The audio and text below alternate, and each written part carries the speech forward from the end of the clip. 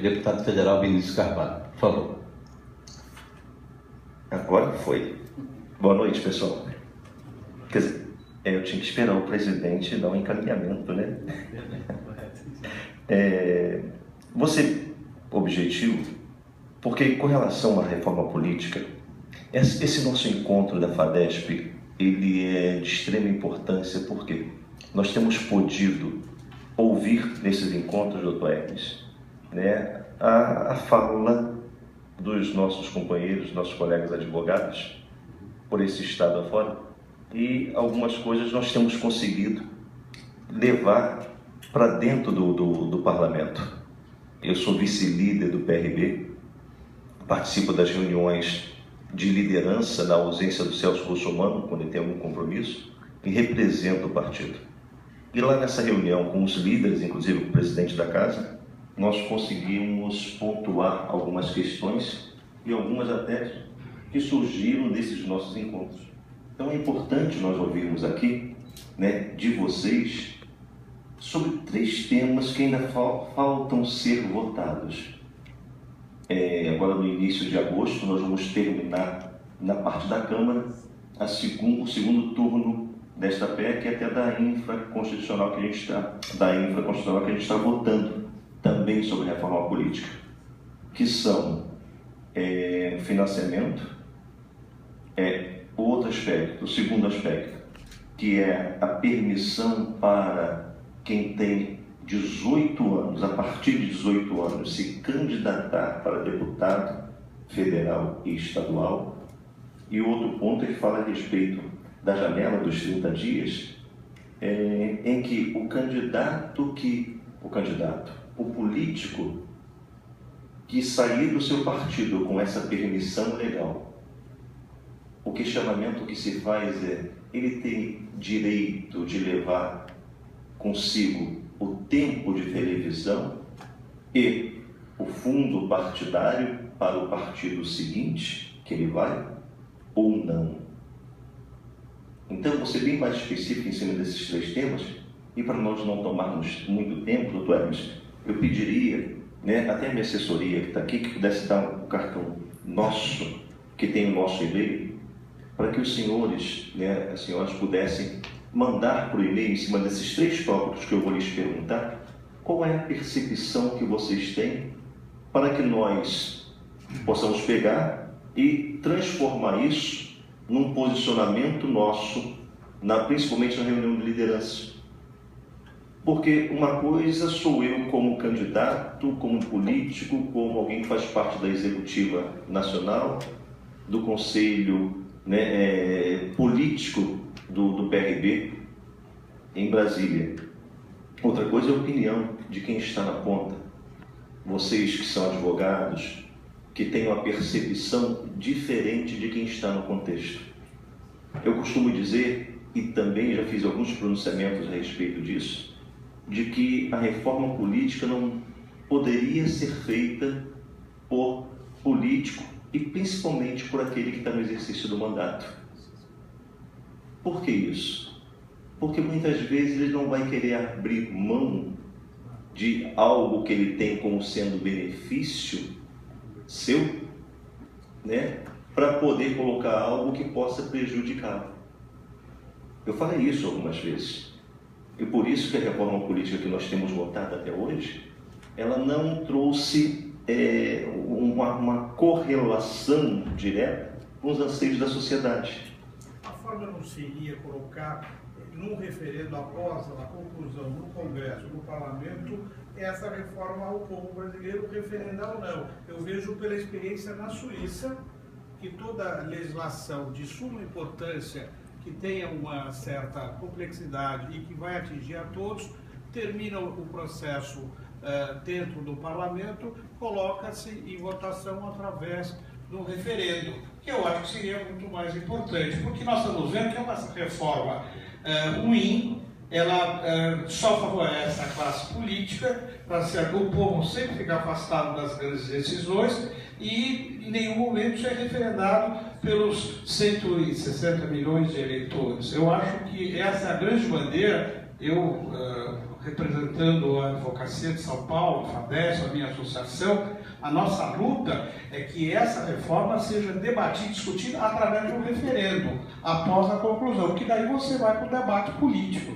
Essa é a minha modesta opinião, que eu acho que já pode dar, né, um pontapé, porque senão, como é que fica? O povo está aguardando ansiosamente essas mudanças, mas nós sabemos que o Congresso Nacional foi sequestrado pelo capital. Hoje, 70% dos parlamentares foram eleitos pelas 10 maiores empresas e que viram empregados nessa grande empresa. Eu tenho uma visão de esquerda e respeito as posições, mas eu acho que seria ideal, Vossa Excelência participa lá do Colégio de Líderes, colocar essa discussão, a reforma política, depois para a população, para os eleitores, para ver se concordam ou não. Essa aqui fica a minha sugestão e peço as minhas humildes desculpas pela essa intervenção. Não, por favor. Deputado, o senhor já fez a sua colaboração, tendo em vista desse evento estar sendo gravado, deixa eu só falar o seu nome e depois, só deixar o deputado continuar. Tendo em vista, o senhor aproveitou, portanto, da pergunta que ele deixou em aberto? Eu queria reiterar as minhas desculpas. Meu nome é Maurício Canto,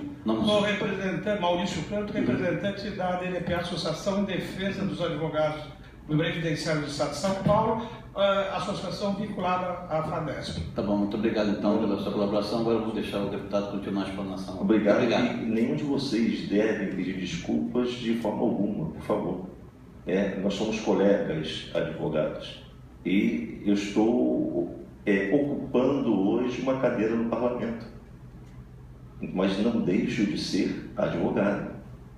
Então, estamos lá para poder tentar reverberar os nossos anseios. E por isso que eu fiz já essa provocação natural e pedi, inclusive, que vocês tivessem o nosso cartão com o nosso e-mail. Por quê? Coloque nesse e-mail, por favor, esses tópicos, inclusive com a sua sugestão inoportuna, para que eu possa estar levando para nós tratarmos isso primeiramente dentro do aspecto legislativo, para ver se existe a possibilidade regimental para as sugestões apresentadas, porque se não existir a possibilidade regimental neste momento, podemos ver um outro momento se a sugestão pode ser aproveitada juntamente na Câmara Federal. Então, seria importantíssimo a participação de cada um de vocês dentro desses temas que eu vou colocar aqui, e pode ficar à vontade de colocar nesse e-mail, né, o seu ponto de vista. Eu vou entender perfeitamente que é a sua posição com relação ao tema, e não é nada direcionado ao Vinícius Carvalho, colega de vocês, e hoje, né, pelo menos até 31 de janeiro de 2019, deputado federal. Entendeu? Então podem ficar bem à vontade, assim como eu estou também bem à vontade com vocês. Então, o primeiro tópico, o primeiro ponto para reflexão e também sugestão, caso tenha, diz respeito ao financiamento de campanha, né, conforme foi colocado pelo Dr. Ailton, por empresas para partidos. Hoje foi aprovado, na votação, essas aqui serão apresentadas destaques. Destaques são procedimentos regimentais para poder suprimir do texto que foi votado em primeiro turno, não podendo mais acrescentar coisa alguma, somente retirar do texto algo que tenha sido colocado para votação em segundo turno. Então, 3 destaques serão apresentados. O primeiro fala sobre o financiamento de campanha. Hoje nós temos a possibilidade de financiamento privado, ou seja, empresas, elas podem doar para partidos políticos. Além do financiamento público que se tem, que é justamente o fundo partidário, que todos nós sabemos, que todos os partidos, pela quantidade de deputados que são eleitos, eles recebem aquele fundo partidário, uma dotação anual que é dividido mês a mês. Há uma desproporção lógica, porque partido que tem 70 deputados tem um montante do fundo partidário, partido que tem 10, 5, 1 deputado tem uma outra proporção. Porém, na votação foi feita, em primeiro turno, que partidos podem receber financiamento de pessoa física e pessoa jurídica, além do financiamento público, que é o fundo partidário.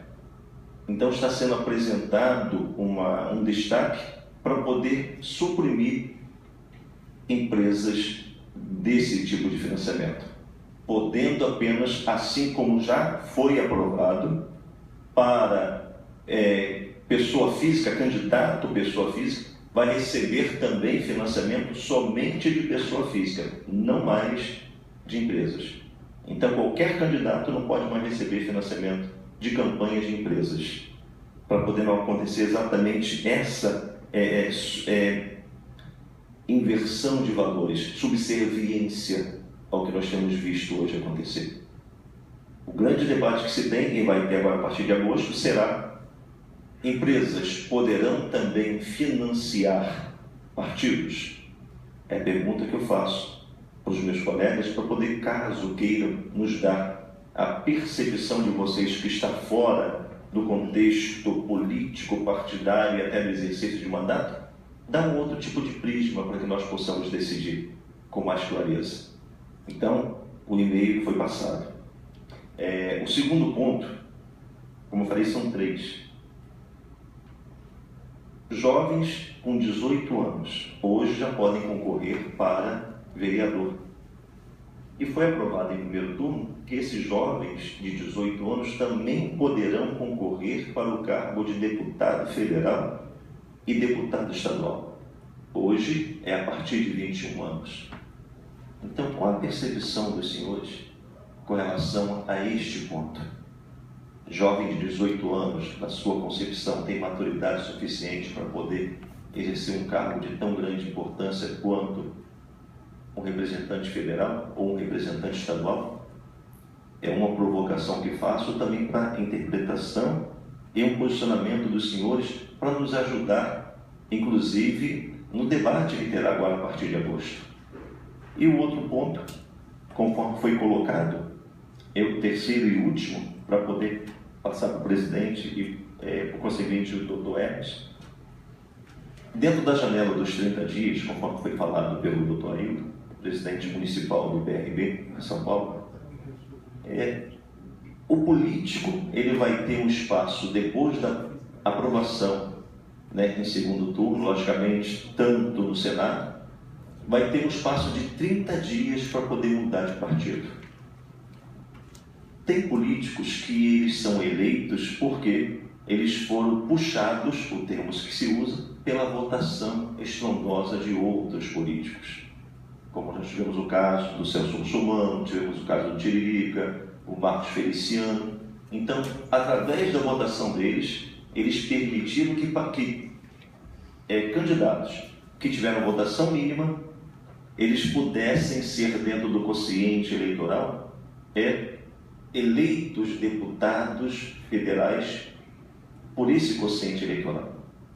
A pergunta que se faz e que muitos debatem: é justo que essa pessoa, ao mudar de partido, ela que não teve a votação suficiente para se eleger pelas suas próprias condições, ela, ao mudar de partido, ela levar consigo tempo de televisão e também a parcela proporcional aos seus votos do tempo do fundo partidário? Então, dentro dessa linha que eu apresento para os senhores, caso queiram dar o posicionamento de vocês, a percepção de vocês, muito irá nos ajudar para que nós possamos, em Brasília, estar colocando em votação esta percepção por parte dos advogados. Então, doutor Hermes e vereador Roberto, essas são as considerações que nós fazemos, porque no tocante às outras partes, pelo menos na Câmara Federal, não se pode fazer mais nada, com exceção desses 3 tópicos que serão apresentados destaques. E no mais, somente no Senado, quando terá primeiro e segundo turno de votação dessa PEC ou do projeto, lógico, da emenda constitucional que será aprovado ou rejeitado lá no Senado. Obrigado, boa noite.